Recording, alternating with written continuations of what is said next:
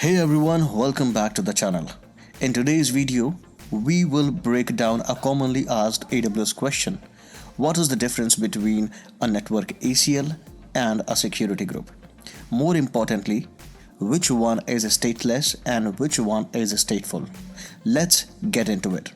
Today you will learn the key difference between the security groups and network ACLs and understand what stateful and stateless really mean in AWS using practical examples. First, let's quickly define both of them. A security group acts as a virtual firewall for your EC2 instances. A network ACL, on the other hand, or NACL, act as a firewall for your subnets. Now, the biggest difference lies here is that how they track the traffic. Security groups are stateful, network ACLs are stateless. So what do we know now is that security group works at the instance level and they are stateful. Network ACLs operate at the subnet level and they are stateless. Let's start with security group being stateful. This means if you allow inbound traffic, let's say on port 22, that is the SSH port for Linux, the response traffic is automatically allowed in the outbound, even if there is no explicit outbound rule for it. That's what stateful really means. AWS keeps track of the connections automatically. Now, on the contrary, network ACLs, which are stateless, let's talk about that.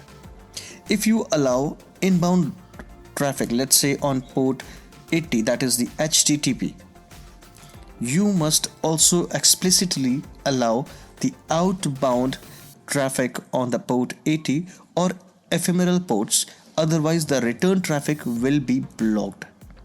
So the difference here is that in security groups, the return traffic is automatically allowed for the outbound, but in case of NACLs, you have to explicitly define the outbound traffic, otherwise it will be blocked. So with NACLs, every direction needs its own rule, and that is because NACLs are said to be stateless. They do not remember the connection state. With that being said, let's go ahead. Security groups operate at the instance level, specifically on the elastic network interface, that is the IP address we are talking about now. Network ACLs, on the other hand, operate at the subnet level.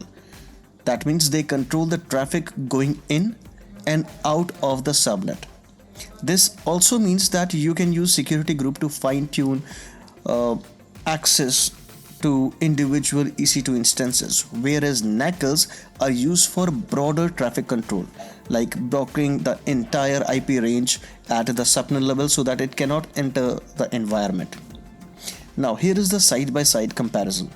Notice how with security groups the return traffic is handled automatically, and with NACLs both directions must be defined separately. Now use the security groups for most of your day-to-day EC2 security configurations, and use NACLs if you need an additional layer of defense, or if you want to block IP ranges quickly at the subnet level so that they cannot enter the environment. So here is a simple rule of thumb.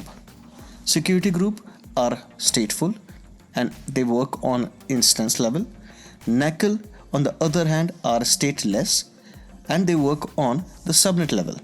To summarize, security groups are stateful and are your primary security mechanism.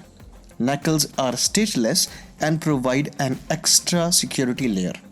And that is it. I hope this cleared up your confusion about stateless and stateful in AWS.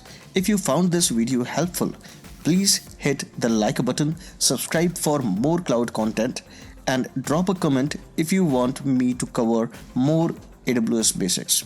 See you in the next video.